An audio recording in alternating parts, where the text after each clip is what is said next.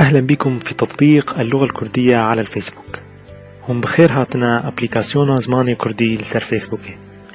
الدرس 12 وانايا دوازدهان. أمثلة على الأحرف الساكنة في اللغة الكردية. ميناكن لسرتيبين بيدنك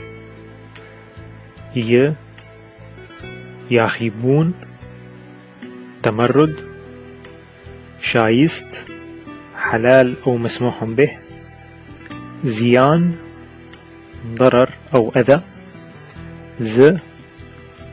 زير، ذهب،